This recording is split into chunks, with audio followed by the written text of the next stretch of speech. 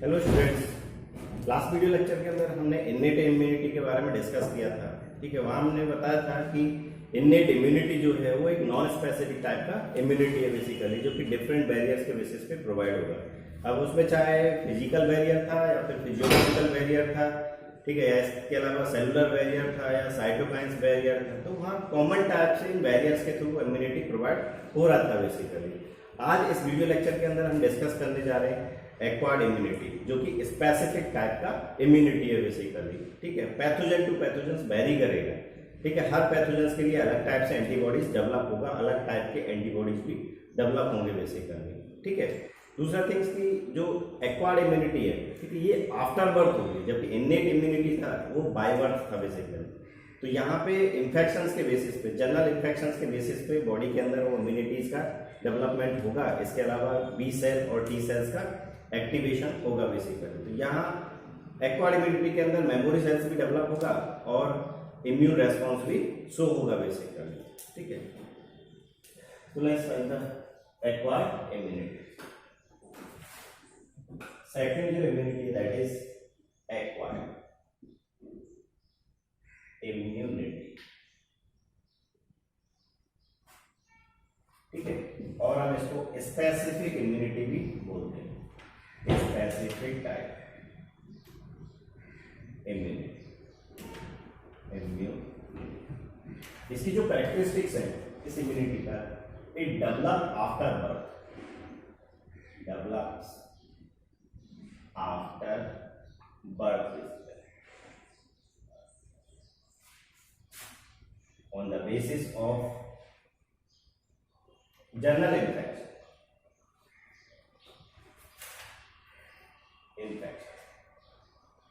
Body के अंदर general जो इन्फेक्शन होंगे उनके बेसिस पे ये इम्यूनिटी डेवलप होगा। It acquired by the environment, acquired by environment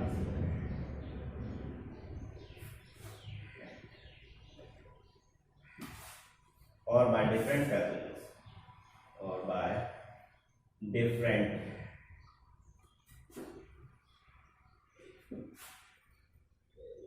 pathogens or antigens, ठीक है, उन डिफरेंट पैथोजेंस और एंटीजेंस के बेसिस पे ये एनवायरनमेंट से एक्वायर्ड हो रहा है इम्यूनिटी जो होगा। In this immunity,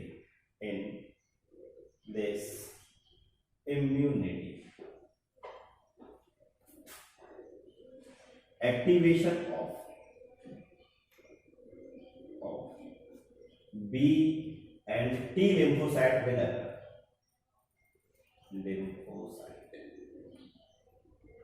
occur,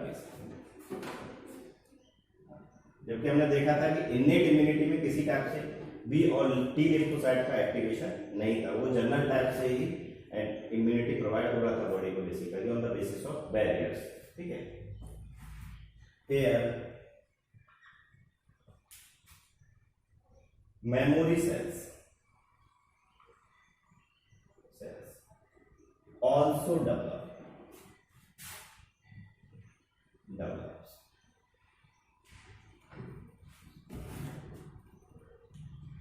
to create the memory for particular pathogens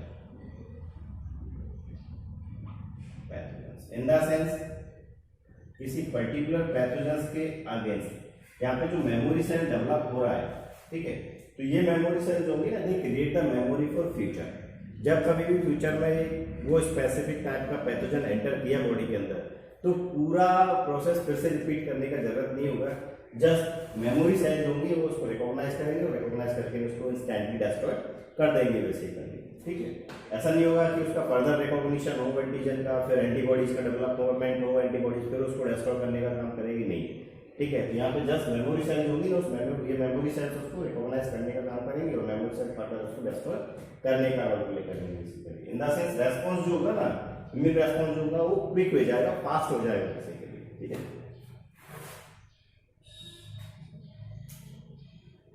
in this immunity, immune response will develop. Immune response will develop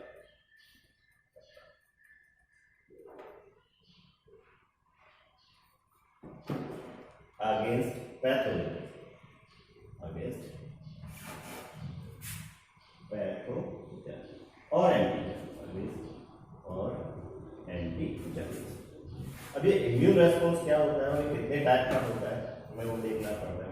immune response जो है, it is the response of immune system by acquired immunity against the particular pathogens basically, कि जो pathogens हमारी body के अंदर enter किया है, जो एंटीजन फॉरेन पार्टिकल्स हमारी बॉडी के अंदर एंटर किया है, ठीक है, उसके अगेंस्ट हमारा इम्यून सिस्टम जो है वो क्या रेस्पॉन्स शो कर रहा है, this response is known as the immune response. तो immune response is the characteristic features of acquired immunity basically, ठीक है, it is the response of immune system, it is response of immune system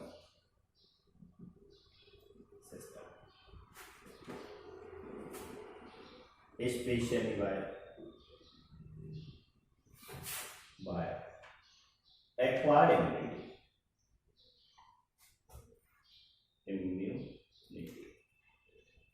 ठीक है, it is the response of immune system especially by acquired immunity against the pathogens, against the pathogen or antigen to kill them,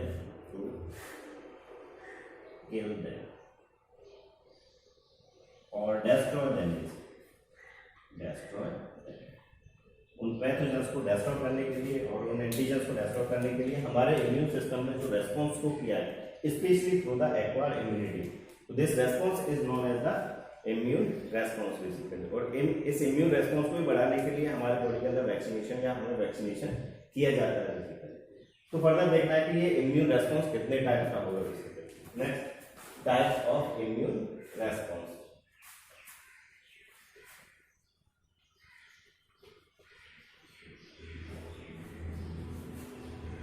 general immune response जो है वो दो type का है, एक तो सीएमआई या सेल मीडिएटेड इम्यूनिटी और immune response and humoral immune response basically. तो सीएमआई जो इम्यून रेस्पॉन्स है उसके अंदर किसी टाइप से कोई एंटीबॉडीज का प्रोटेक्शन नहीं होगा। टोटली जो इम्यून रेस्पॉन्स है it occur on the basis of T lymphocytes, जहां दो टाइप की टी लिम्फोसाइट रोल प्ले करेगा, एक तो टी हेल्पर सेल और एक TC sales basically.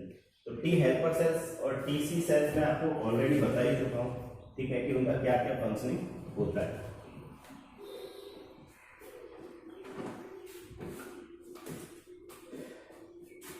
Types of immune response, types of immune response अच्छे से समझना है इसको, क्योंकि इस टाइप्स ऑफ इम्यून रेस्पॉन्स की बेसिस पे ही वर्क करेगा वैक्सीन, और इसी के बेसिस पे हम समझ पाएंगे कि ऑटो इम्यून डिसऑर्डर क्या होते हैं बेसिकली और कैसे डेवलप होते हैं, ठीक है। तो इम्यून रेस्पॉन्स जो है वो फर्दर दो टाइप का है, वन इज सीएमआई, ठीक है, सीएमआई को हम सेल मीडिएटेड,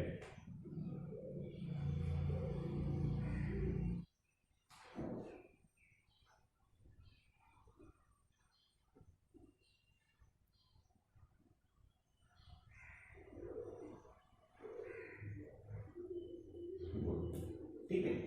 तो सीएमआई जो है वो सेल मीडिएटेड इम्यूनिटी और सेल इम्यूनिटेड इम्यून रेस्पॉन्स में उसको बोल सकते हैं बेसिकली। जबकि सेकंड जो है that is humoral immune response,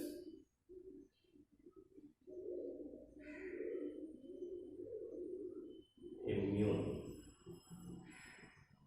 response, ठीक है। वन बाय वन हमें देखना है सीएमआई क्या होता है और ह्यूमोरल रेस्पॉन्स क्या होता है CMI in the sense cell mediated immune response, ठीक है।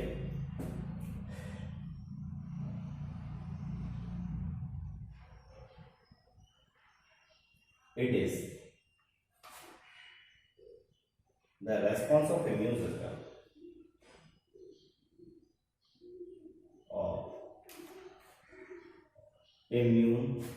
System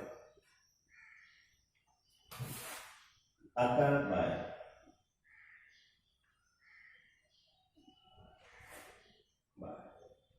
T lymphocyte. T lymphocyte in the sense T lymphocyte इस इम्यून रेस्पॉन्स के अंदर रोल प्ले करेंगे बेसिकली। और T lymphocyte में भी फर्दर दो टाइप का सेल्स है, एक तो है T हेल्पर सेल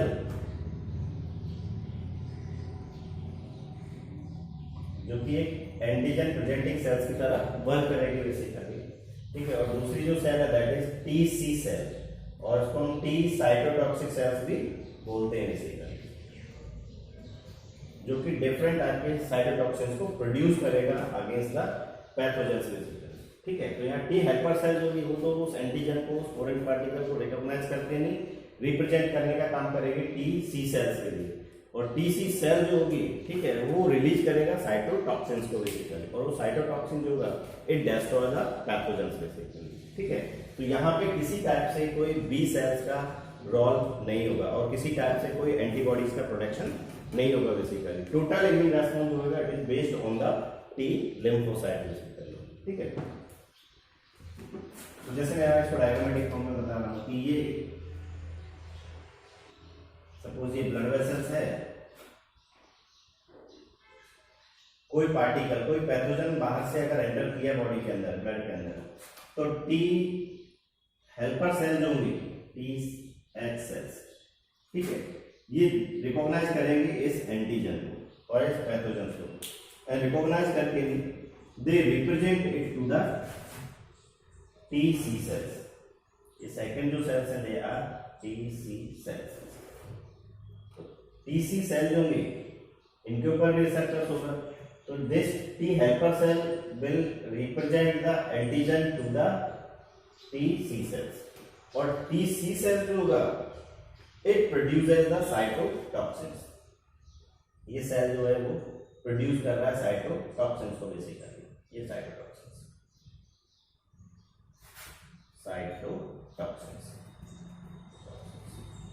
ठीक है। और साइटोटॉक्सिन जो होगा इसका काम है इन पैथोजेंस को, इन एंटीजेंस को डिस्ट्रॉय करने का बेसिकली।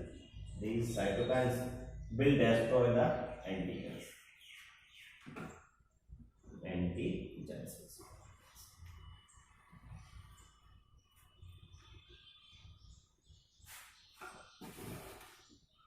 तो ये सारा फिनोमेना प्रोसेस जो है इस ब्लड वेसल्स के अंदर चल रहा है, ठीक है।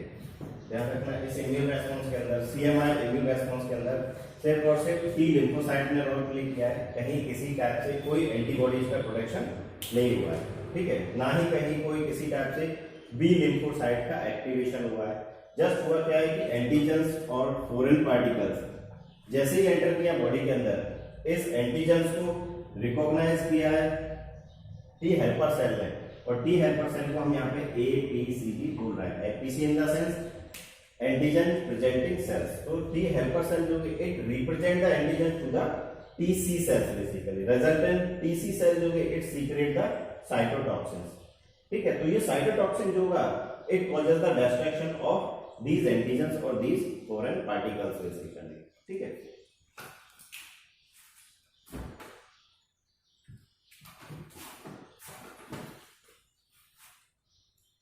Here, no activation of B lymphocyte,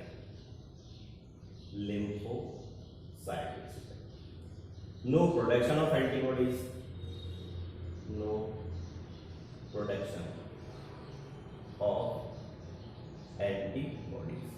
antibodies को मैं AB से रिप्रेजेंट कर रहा हूं, जो कि एंटीजेंस को मैं रिप्रेजेंट करता हूं AG से बेसिकली, ठीक है। तो यहाँ किसी टाइप से कोई एंटीबॉडीज का प्रोडक्शन भी नहीं होगा। टोटली जो रेस्पॉन्स होगा it occur on the basis of T lymphocyte basically. and natural killer cells.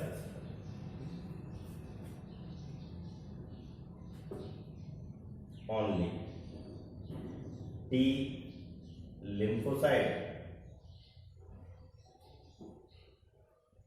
and NK cell natural killer जो सेल्स थे वो अपना रोल प्ले करेंगे. Plays there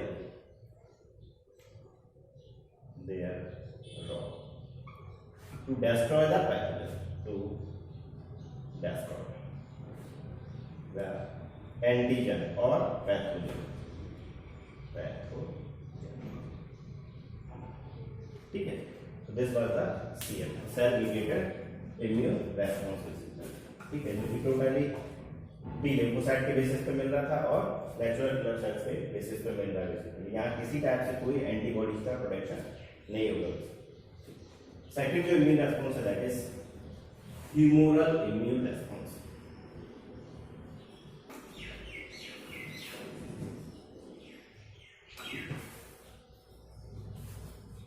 humoral immune response जो है it is response based on the antibodies basically, और हम इसको ऐसे बोल सकते हैं it is the antibodies mediated immune response, जहां बी लिम्फोसाइट का एक्टिवेशन होगा और बी लिम्फोसाइट जो होंगे, ठीक है, वो एंटीबॉडीज का प्रोटेक्शन करेंगे और पर्टिकुलर पैथोजेंस को डिस्ट्रॉय करने का काम करेंगे.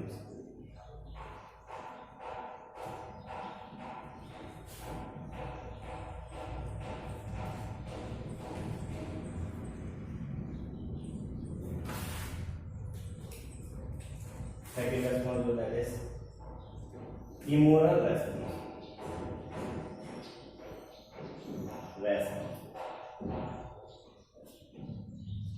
ठीक है, it is the antibody mediated response.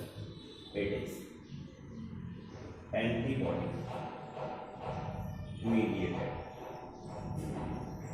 immune response. Immune response.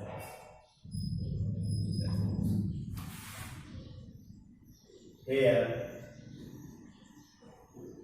production of antibodies will occur against the pathogens. Of antibodies will occur against pathogen और एंटीजन. उस पैथोजन और एंटीजन के आगे जो है ना, यहाँ पे एंटीबॉडीज का प्रोटेक्शन होगा basically. Activation of B cell will also occur of B lymphocyte will also occur.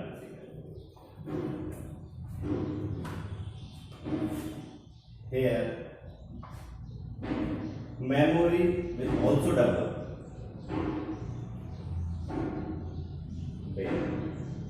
Also develop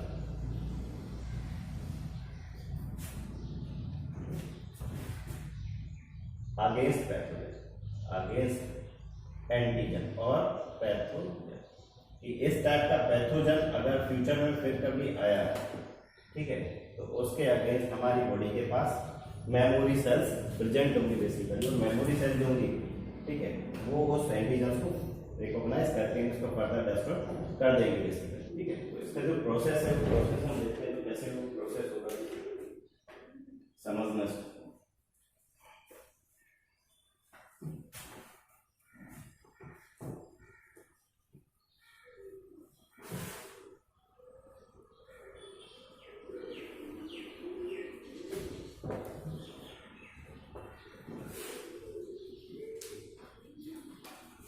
suppose ये कोई ब्लड वेसल्स है और इसके अंदर जो ब्लड फ्लो है उसमें प्रेजेंट है B lymphocyte and T lymphocyte.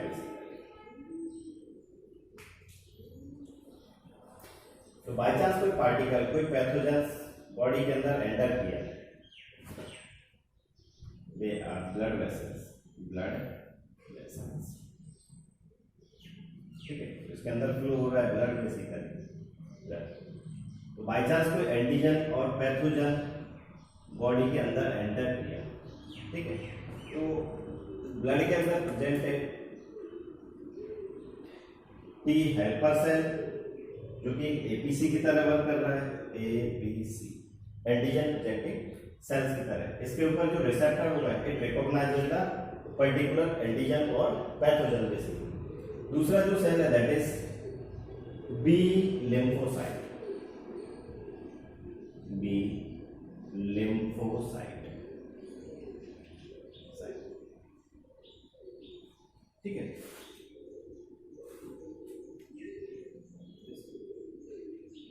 B cell, ठीक है।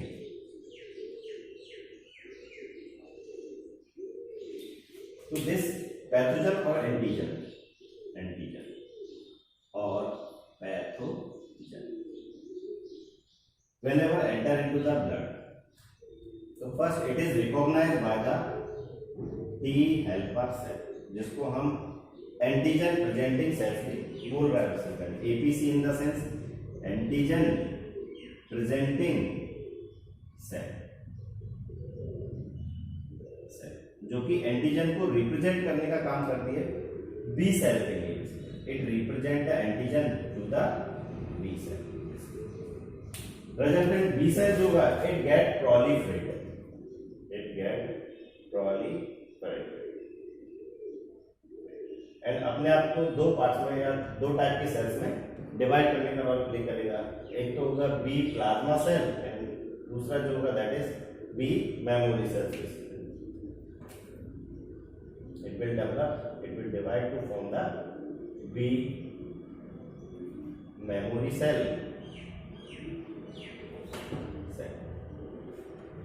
और सेकंड जो सेल होगी that is B plasma cell,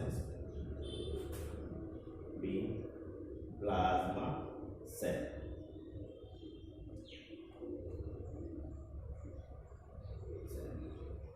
ठीक है। तो बी प्लाज्मा जो सेल्स होंगी this cell produces the antibodies against the pathogen. जो पैथोजन बॉडी के अंदर एंटर किया है उस पैथोजन्स के अगेंस्ट बी प्लाज्मा सेल जो भी it produces the antibody basically. और ये एंटीबॉडी जो होंगे दे destroy the particular antigens, antibody,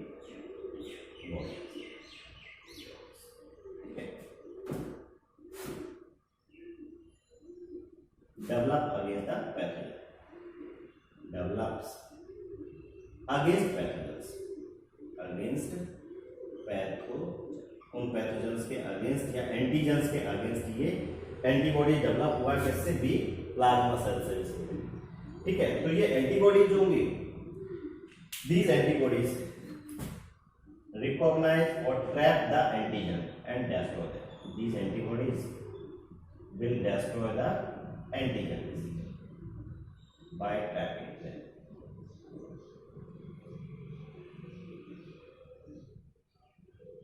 ठीक है। तो एंटीबॉडी जो है इसको फर्स्ट रिकॉग्नाइज करके इसको डिस्ट्रॉय करने का काम करेंगे, इनको पार्टिकल्स और एंटीजन्स को डिस्ट्रॉय करेंगे। तो antibody develops against the pathogens which destroy the pathogens, which destroy और किल द पैथोजेंस, पैथोजेंस, ठीक है। जबकि बी मेमोरी सेल जो होंगे they creates memory for particular pathogens for future uses. these cells create memory to specific pathogen, specific or particular pathogen, or antigen for future use, ठीक है। तो future में कभी अगर ये एंटीजन बॉडी के अंदर एंटर किया ठीक है। तो ये पूरा प्रोसेस फर्दर रिपीट करने का रिक्वायरमेंट नहीं होगा, ठीक है। जस्ट क्या होगा, ये बी मेमोरी सेल होंगी ना, उसको रिकॉग्नाइज करके उसको फर्दर डेस्ट्रॉय करवा देगा बेसिकली, जिसकी वजह से इम्यून रेस्पॉन्स होगा वो फास्ट हो जाएगा, ठीक है। इसी के बेसिस पे वो वैक्सीनेशन भी वर्क करता है, ठीक है, और बूस्टर डोज भी इसी के बेसिस पे वर्क करती है बेसिकली, ठीक है। इम्यून रेस्पॉन्स को वो फास्ट करवा देती है, ठीक है। तो दिस ओवरऑल बात था ह्यूमरल इम्यून रेस्पॉन्स। तो ह्यूमरल इम्यून रेस्पॉन्स जो है, ठीक है, ह्यूमरल रेस्पॉन्स जो है, ठीक है, उसमें T helper cell role play कर रहा है और बी लिम्फोसाइट रोल प्ले कर रहा है। तो दोनों का जो फंक्शन है वो याद होना चाहिए कि टी हेल्पर सेल का जो काम है वो क्या है और बी लिम्फोसाइट का जो फंक्शन है वो क्या है। टी हेल्पर सेल जो है जस्ट एपीसी की तरह वर्क कर रहा है, एंटीजन प्रेजेंटिंग सेल्स की तरह वर्क कर रहा है, जो कि बी सेल्स के लिए एंटीजन को रिप्रेजेंट कर रहा है, ठीक है। अब बी सेल उस एंटीजन को रिकॉग्नाइज करके नहीं अपने आप को प्रोलिफरेट कर देगा, अपने आप को डिवाइड कर देगा टू टाइप की सेल्स के अंदर, वन इज प्लाज्मा सेल और second is memory cells basically. तो प्लाज्मा सेल्स का जो फंक्शनिंग होगा, it is produces the antibody against the particular pathogen, और these antibodies will detect the antigens and get destroy them basically, ठीक है। क्योंकि B memory cell जो होंगे they create the memory for future use basically, उस particular pathogens के against memory create करके रखेंगे, ठीक है।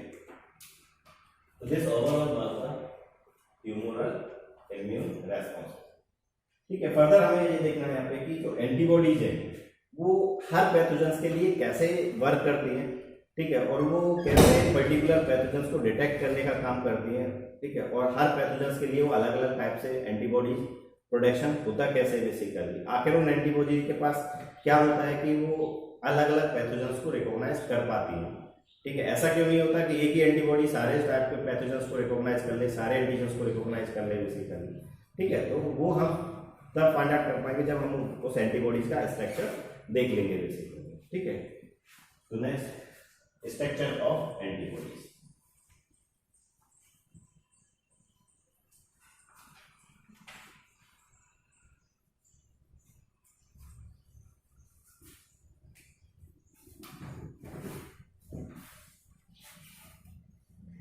जनरली एंटीबॉडी जो है उनको हम एक आर्मी प्रोटीन्स भी बोलते हैं, ठीक है, और सीरम प्रोटीन्स भी बोलते हैं बेसिकली।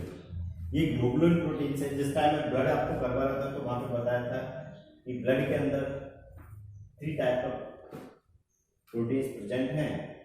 फाइब्रिनोजन प्रोटीन्स जो कि ब्लड क्लॉटिंग में रोल प्ले करता है, एल्बुमिन प्रोटीन्स जो कि ऑस्मोलॉजी मेंटेन करवाने में रोल प्ले करता है, एंड ग्लोबुलिन प्रोटीन जो कि डिफेंस में रोल प्ले करता है। तो वो ग्लोबुलिन प्रोटीन जो है they are antibody.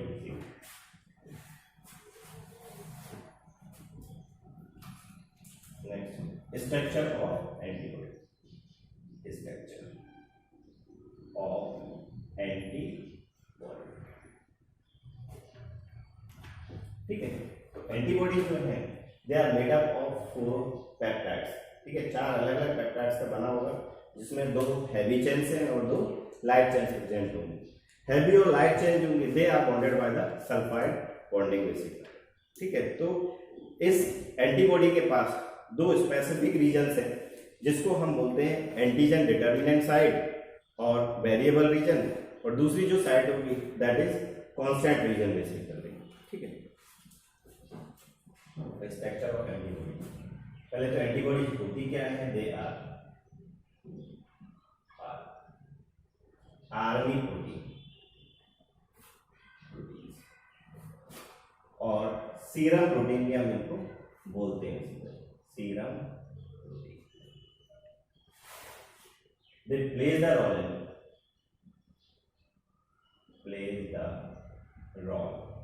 In body defence. हमने अभी देखा थोड़ी देर पहले कि हमारी बॉडी को कैसे वो डिफेंस प्रोवाइड कर रहा है, कि वो एंटीजन्स को डिटेक्ट कर रहा है और उनको डिस्ट्रॉय करने का काम कर रहा है basically, thus provide the body defence. It is made up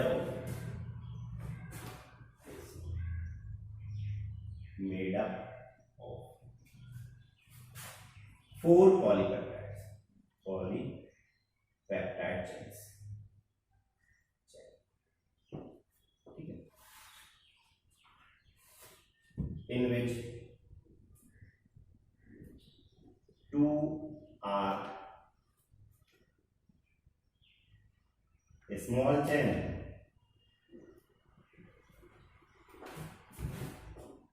और इनको हम लाइट चेन भी बोलते हैं इसी and 2 are long chain 2 are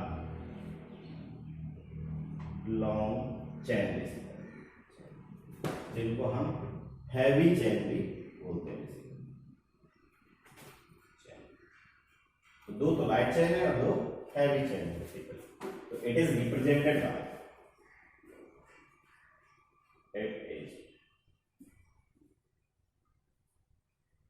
represented as H2 and L ऐसे हम इसको रिप्रेजेंट करते हैं बेसिकली। ठीक है, तो ध्यान रखना कि ये एंटीबॉडीज का स्ट्रक्चर है H2 और L2। नीट के अंदर क्वेश्चन पूछता है कि antibodies represented as H1 L2 H3 L2 H2 L1 H2 L3 या फिर H2 L2 बेसिकली। ध्यान रखना एंटीबॉडी के जो स्ट्रक्चर रिप्रेजेंट कर रहा है दैट इज H2 L2। यहाँ पे 2 तो हैवी चेन्स है और 2 लाइट चेन है basically. Heavy chain and light chain and light chain are bonded by sulphide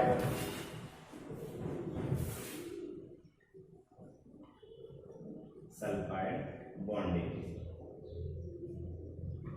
underline करके क्वेश्चन मार्क कर देना इसको भी कि जो हैवी और लाइट चेन है वो कौन से बॉन्ड से जुड़ा हुआ है बेसिकली। तो answer will be the sulphide bonding. Antibodies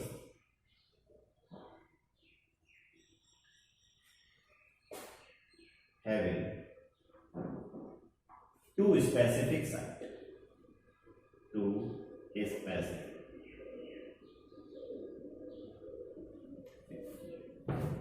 site और रीजन। 2 रीजन है उसके पास और साइट है उसके पास। एक को तो बोलते हैं वेरिएबल रीजन और antigen determinant site.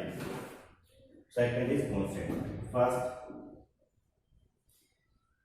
Variable region और साइट। ठीक है, एंटीजन का जो डिटेक्शन होता है, एंटीजन का जो डिटर्मिनेशन होता है वो इसी साइट के बेसिस पे होगा और ये साइट जो होगा वो एक हैवी चेन और एक लाइट चेन से मिलकर वो बना हुआ है बेसिकली। ठीक है, it is antigen determining region. Region और ठीक है। दूसरा thing it is made up of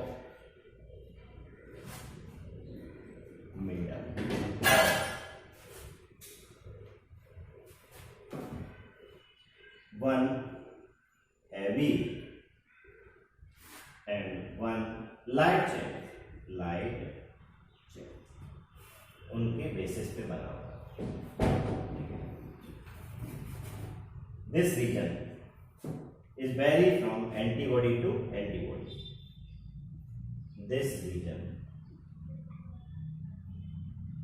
is varies from antibody to antibody. ठीक है, यही वो रीजन है जो कि अलग अलग पैथोजेंस के अगेंस्ट जो डिफरेंट एंटीबॉडीज डेवलप हुआ है। ठीक है, वो इस रीजन के बेसिस पे ही डिफरेंट है।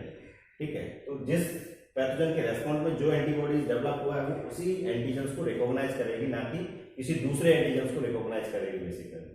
ठीक है, अगर HIV के वायरस की जो एंटीबॉडीज है उससे मैं अगर कोरोना वायरस को डिटेक्ट करवाना चाहूँ, ठीक है, तो वो डिटेक्ट नहीं करेगी। ठीक है, और यही रीजन है कि जो एलाइजा किट होता है उस एलाइजा किट में हम स्पेसिफिक एंटीबॉडीज को यूज करते हैं। ठीक है, तो this region is varies from antibody to antibody. एक ही पैथोजेंस के अगेंस्ट जो एंटीबॉडीज डेवलप हुई है, ठीक है, उन सारी एंटीबॉडीज के पास ये वेरिएबल जो रीजन होगा वो कॉमन होगा बेसिकली। लेकिन अगर बात करें हम अलग अलग पैथोजेंस के अगेंस्ट जो एंटीबॉडीज डेवलप हुआ है, ठीक है, तो उन एंटीबॉडीज के जो वेरिएबल रीजन हैं वो भी अलग अलग ही होंगे, वो भी डिफरेंट डिफरेंट ही होंगे बेसिकली। इसी वजह से एंटीबॉडीज का स्पेसिफिसिटी इंक्रीज होता है, बढ़ जाता है अगेंस्ट द एंटीजेंस बेसिकली, ठीक है। सेकंड जो रीजन है दैट इज कांस्टेंट रीजन। लिख लिया होगा शायद सबने। कांस्टेंट जो रीजन है ये ऑलमोस्ट सारी एंटीबॉडीज के पास कॉमन ही होगा।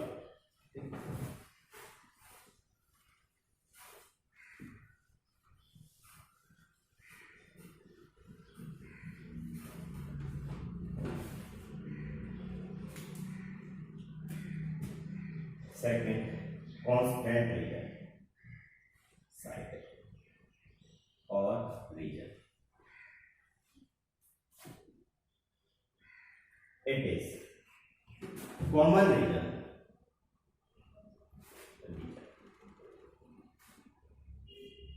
in antibodies,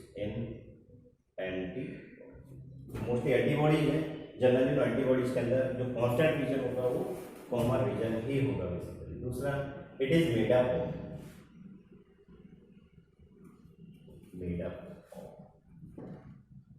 to heavy chains,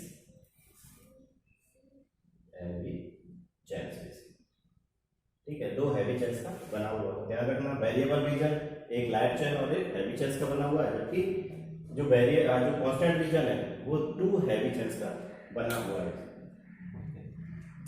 तो इस एंटीबॉडीज का अगर मैं डायग्रामेटिक रिप्रेजेंटेशन अगर देखूं तो इट इज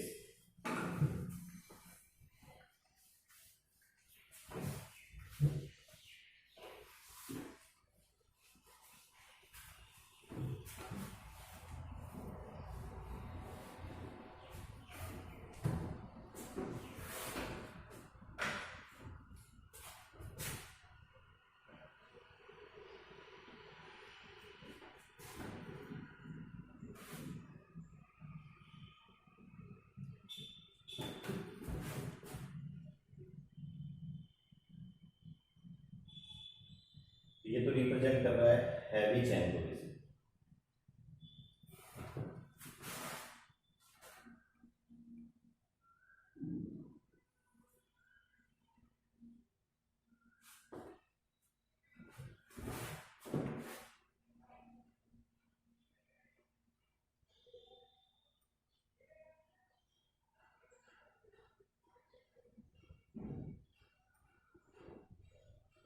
और this will represent the light chain.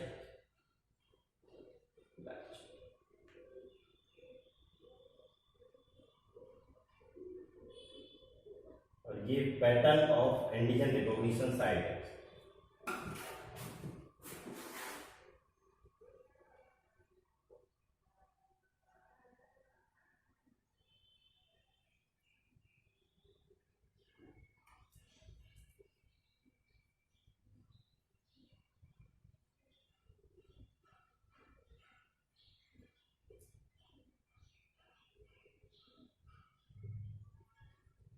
ठीक है, this is light chain, ठीक है, और this is heavy chain, यहां से देखो तो दो तो लाइट चेन है। लाइट चेन को मैं रिप्रेजेंट कर रहा हूं ए से, ये ए जो है वो लाइट चैनल हो, ठीक है, जबकि बी जो है दे आर हैवी चैन। ऐसा ही बोल सकते हैं कि इनको ये तो हैवी चैन है, हैवी चैन, ठीक है, जबकि ये टू जो है they are the light chain. इसी वजह से हम एंटीबॉडीज को रिप्रेजेंट करते हैं। Antibodies is represented as H2 and L2 basically, ठीक है। तो यहाँ पे ये जो साइट है, this site is known as the variable site, variable site और एंटीजन डिटरमाइनिंग साइट, और एंटीजन डिटरमाइनिंग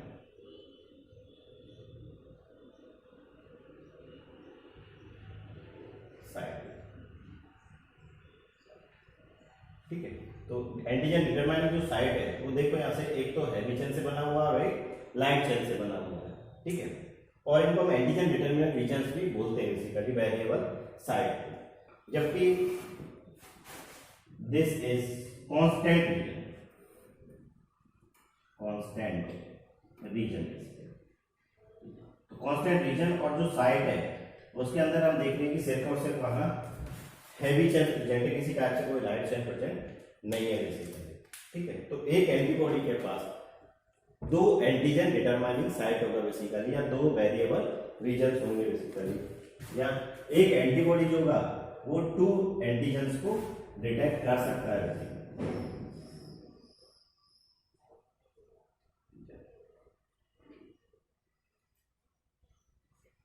ठीक है, तो ये जो वेरिएबल जो रीजन्स है, वेरिएबल जो साइट्स हैं, यही साइट स्पेसिफाई कर रहा है एंटीबॉडीज को अगेंस्ट द एंटीजन्स बेसिकली। देखो यहाँ से इनका जो पैटर्न है डिटेक्शन का, रिकॉग्निशन का, वो अलग अलग है। सपोज ए पैथोजेंस के अगेंस्ट जो एंटीबॉडीज डेवलप हुआ है उसका पैटर्न ये है, और वो जो ए एंटीजन है उसका एंटीजन का जो सरफेस प्रोटीन्स है उनका जो स्ट्रक्चर है वो ये है। ठीक है, तो इस एंटीजन को सिर्फ और सिर्फ ये ए एंटीबॉडी ही रिकॉग्नाइज कर पाएगा। ठीक है, दूसरा एंटीबॉडी उसको रिकॉग्नाइज नहीं कर पाएगा, क्योंकि अगर इस एंटीजन को हम देखें तो यहाँ से इस एंटीबॉडी के पास वो फिक्स हो सकता है। ठीक है, तो इन रीजन्स को हम बोलते हैं एपिटॉप्स बेसिकली, जो कि एंटीजन के ऊपर साइड प्रेजेंट है, प्रोटीन्स प्रेजेंट है बेसिकली। ठीक है, जिसको कि एंटीबॉडीज रिकॉग्नाइज करता है। ठीक है, जबकि एंटीबॉडीज के पास वो रीजन जो एंटीजन को रिकॉग्नाइज करते हैं उनको हम बोलते हैं क्या, वेरिएबल रीजन और एंटीजन डिटरमाइनिंग साइट बेसिकली। यहाँ ये जो एंटीबॉडीज है ये सल्फाइड बॉन्ड से जुड़ा हुआ है, ये सल्फाइड बॉन्ड से जुड़ा हुआ है।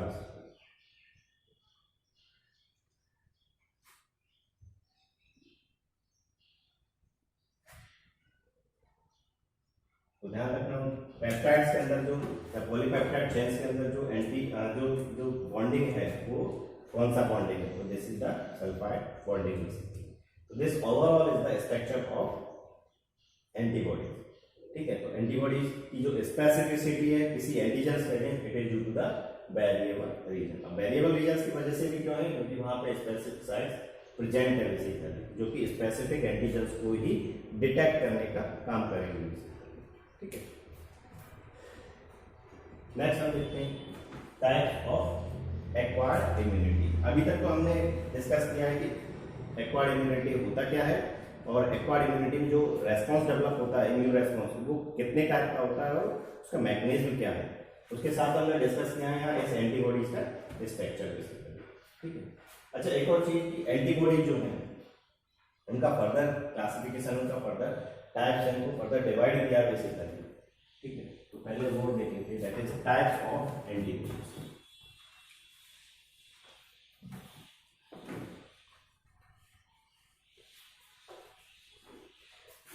एंटीबॉडीज का हमें थोड़ा कैरेक्टरिस्टिक्स याद रखना है, क्योंकि नीट में बहुत बार क्वेश्चन को दे देता है। ठीक है, कि ए एंटीबॉडीज का क्या कैरेक्टरिस्टिक्स है, एंटीबॉडी या इम्यूनोग्लोबिन जी का क्या कैरेक्टरिस्टिक्स है, एम का क्या कैरेक्टरिस्टिक्स है।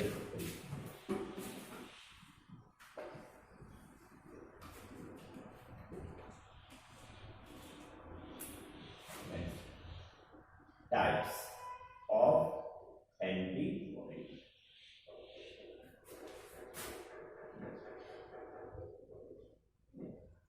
टाइप्स ऑफ एंटी,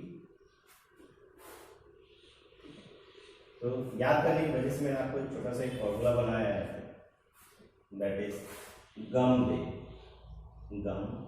ये 5 टाइप का ही एंटीबॉडी है। ठीक है, इसमें इम्यूनोग्लोबिन जी, इम्यूनोग्लोबिन ए, इम्यूनोग्लोबिन एम, इम्यूनोग्लोबिन डी और इम्यूनोग्लोबिन ई बेसिक है। तो एंटीबॉडीज को हम इम्यूनोग्लोबिन से भी बोलते हैं, इम्यूनोग्लोबिन। ये बोलते हैं, ठीक है। तो IgG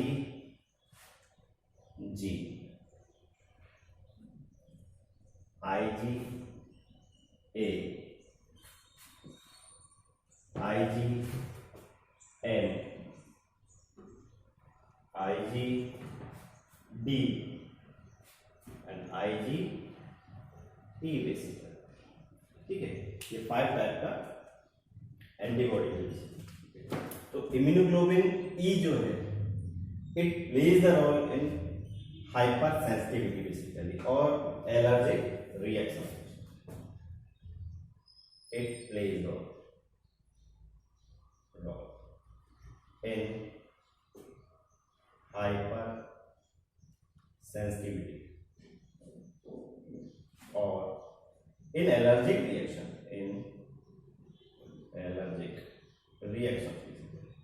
उनके अंदर अपना रोल प्ले करेंगे।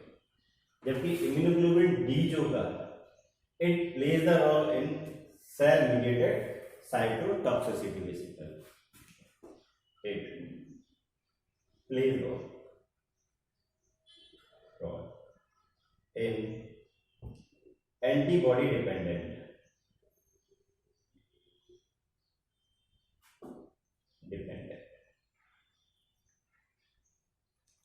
cell mediated cytotoxicity।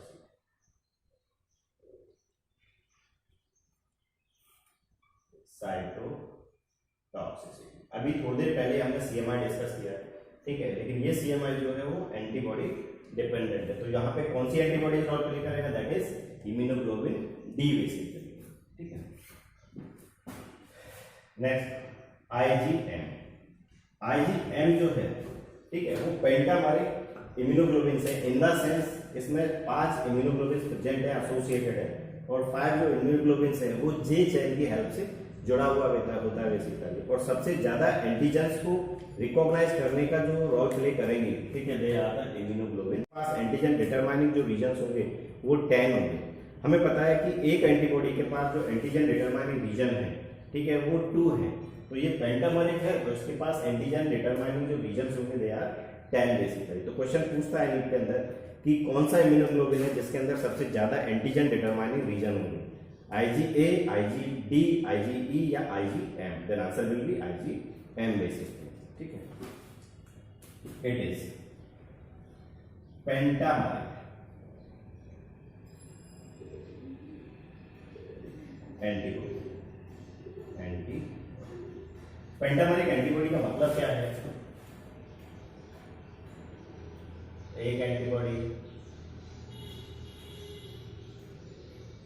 Second, third, fourth and fifth.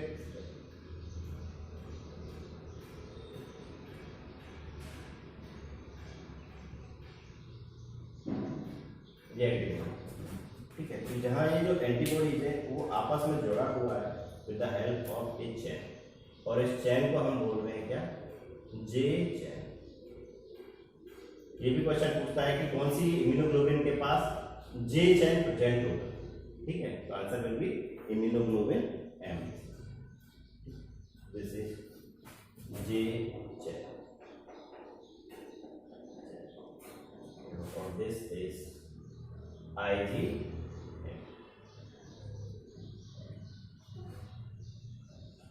तो इन IgM के पास अगर मैं काम करता हूं तो एंटीजन डिटरमाइनिंग जो रीजन है that is 1,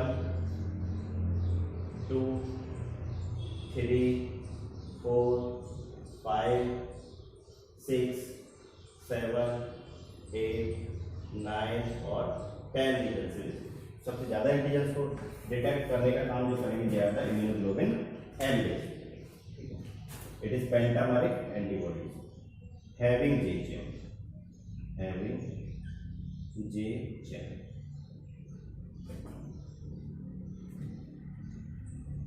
it having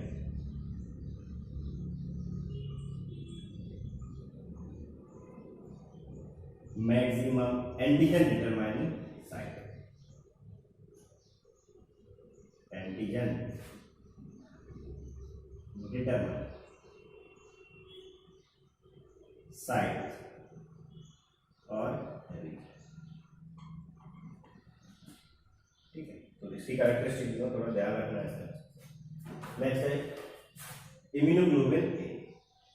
immunoglobulin A is present in first mother milk,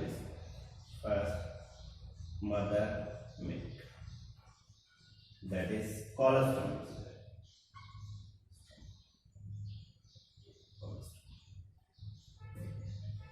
It can cross the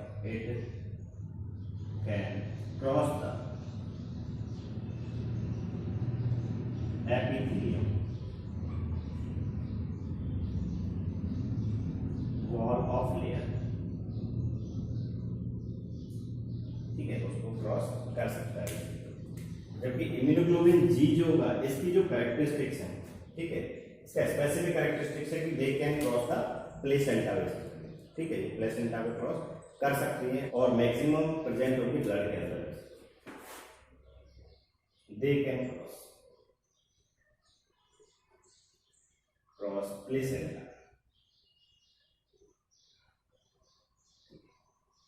they are maximum in blood basically, ठीक है। तो ये एंटीबॉडीज के टाइप्स हैं, ठीक है, और उनकी कुछ कैरेक्टरिस्टिक्स हैं बेसिकली, जो कि इंपॉर्टेंट कैरेक्टरिस्टिक्स हैं, जो कि नीट के अंदर वो पूछता ही है बेसिकली। तो पूछ लेता है कि कौन सा इम्यूनोग्लोबिन जो होगा वो प्लेसेंटा को क्रॉस कर सकता है basically, then answer will be immunoglobulin G. कौन सा इम्यूनोग्लोबिन होगा जो कि मदर मिल्क के अंदर, फर्स्ट मदर मिल्क जो जिसको हम कोलेस्ट्रॉम बोलते हैं उसके अंदर प्रेजेंट होगा, ठीक है, और एपिथेलियल वॉल को क्रॉस कर सकता होगा basically, then answer will be A basically. कौन सा एंटीबॉडीज है या कौन सा इम्यूनोग्लोबिन है जिसके पास पेंटामेरिक कैरेक्टरिस्टिक्स होता है, then answer will be immunoglobin M basically. कौन सा इम्यूनोग्लोबिन है या कौन सा एंटीबॉडी है जो एलर्जिक रिएक्शंस में रोल प्ले करता है, then answer will be immunoglobin E basically, ठीक है। तो these all are the types of antibody, ठीक है। अच्छा, एक और चीज यहाँ पे जो इम्यूनोग्लोबिन जी है और इम्यूनोग्लोबिन ए जो है, they plays the role in passive immunization, ठीक है, या पैसिव एक्वायर्ड इम्यूनिटी। ये बेबी को डिफेंस देने का काम करेंगे, ठीक है। तो इम्यूनोग्लोबिन जी जो होगा वो तो बेबी को डिफेंस तब देगा जब वो एम्ब्रायोनिक डेवलपमेंट में बेसिकली, जब वो वॉर्म के अंदर प्रेजेंट है, क्योंकि बेबी के पास तो अभी खुद का इम्यूनिटी नहीं है। तो उस टाइम क्या होता है, मदर उसको वो डिफेंस पावर प्रोवाइड करता है in the form of IgG basically. Birth होने के बाद बेबी के पास अभी इतना स्ट्रॉन्ग इम्यून सिस्टम नहीं है कि वो पैथोजन से फाइट कर सके, तो उस टाइम मदर फिर उस बेबी के लिए डिफेंस पावर प्रोवाइड करता है in the form of A basically, ठीक है। तो ए जो है वो कोलेस्ट्रॉम के अंदर मिल रहा था या मदर फर्स्ट मदर मिल्क जो है उसके अंदर मिल रहा था बेसिकली, जबकि इम्यूनोग्लोबिन जी जो है, ठीक है, ये क्रॉस कर रहा था प्लेसेंटा को बेसिकली, ठीक है। तो IgG और IgA plays the role to provide defence to fetus and baby।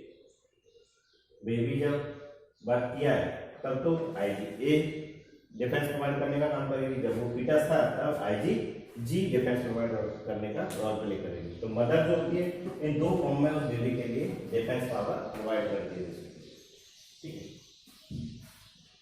तो this was the types of antibodies.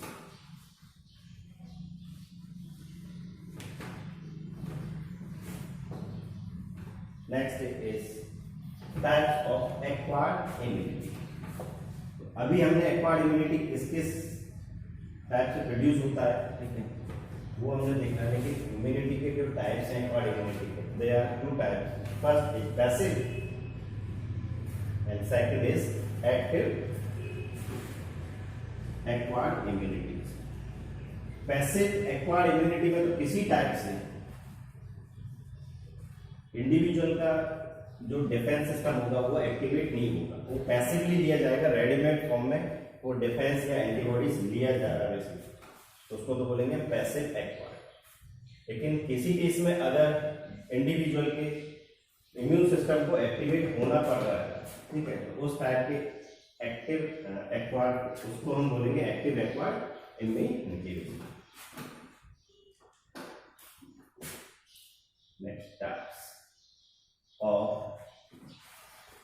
Acquired,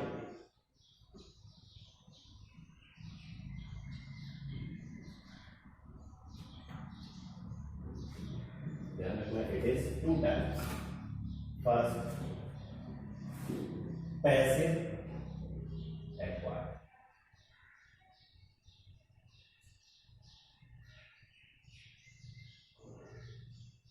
immunity. Second active acquired, active acquired, immunity. ठीक है, तो पैसिव एक्टिव जो था उसमें रेमडेसिविर फॉर्म में एंटीबॉडीज दिया जाएगा इंडिविजुअल्स को, किसी टाइप से कोई इम्यून सिस्टम का एक्टिवेशन नहीं होगा बेसिकली, ना बीटी लिम्फोसाइट का कोई फंक्शन होगा उसमें। ठीक है, this receive passively, this receive passively by individual. Second, here ready-made antibodies are given to the individual. Readymade form में हम क्या उन एंटीबॉडीज को प्रोवाइड कर रहे हैं individual. Here no activation of immune system will अकर,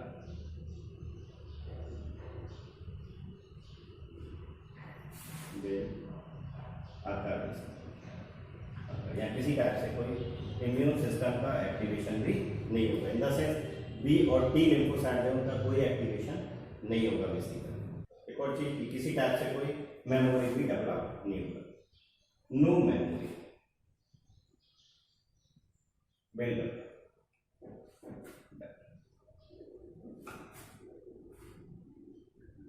ठीक है, किसी पर्टिकुलर एंटीजन्स के अगेंस्ट या किसी टाइप से कोई एंटीबॉडी डेवलप या कोई मेमोरी डेवलप नहीं होगा basically.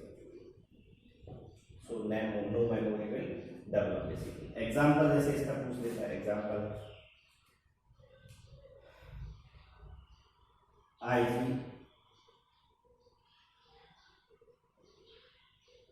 Ji passively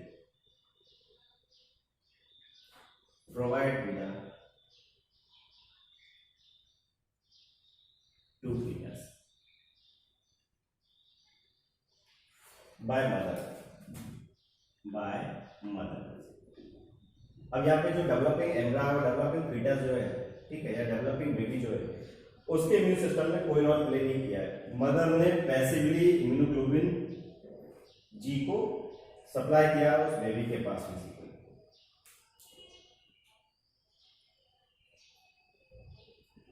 through the placenta.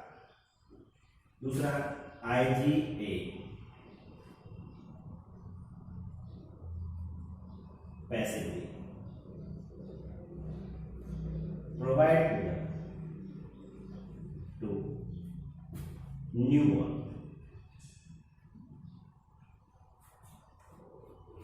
Baby by mother through colostrum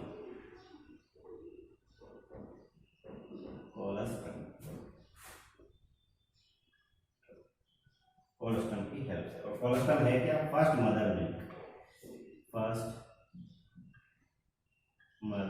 milk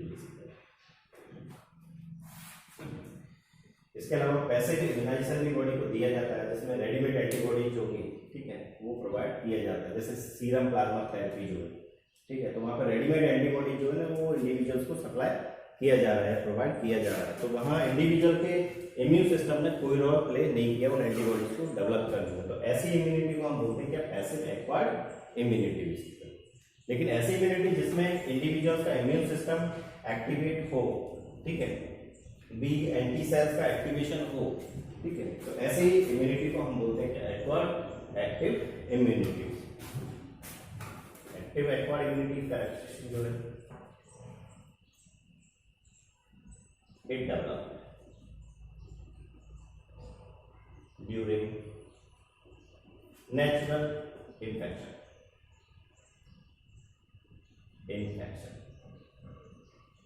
जब तक बॉडी में नेचुरल इन्फेक्शन नहीं होगा तब तक ये एक्टिव एक्वायर्ड इम्यूनिटी डेवलप नहीं होगा बेसिकली, ठीक है।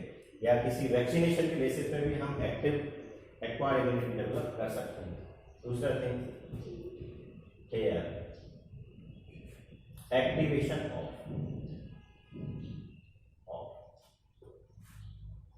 इम्यून सिस्टम विल आकर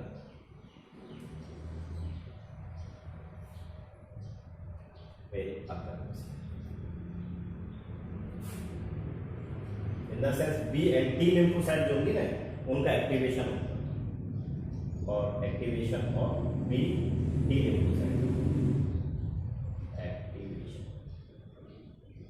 of B and T lymphocyte will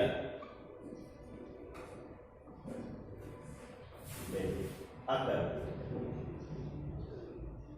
इसके केस में मेमोरी भी डेवलप होगा, memory will also develop,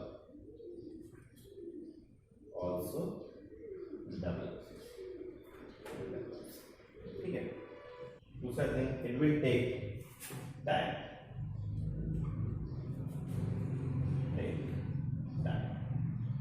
to develop full response, to develop full immune response, full immune response basically, response, ठीक है। Example vaccination and immunisation, उससे भी active acquired immunity develop किया जाता है। दूसरा नेचुरल इन्फेक्शन, नेचुरल इन्फेक्शन, ये भी क्या इस एक्टिव एक्वायर्ड इम्यूनिटी को डेवलप करता है। तो this overall was the acquired immunity, जिसको हमने स्पेसिफिक टाइप का इम्यूनिटी भी बोला है, ठीक है। बाकी नेक्स्ट क्लास के अंदर डिस्कस करेंगे। Thank you.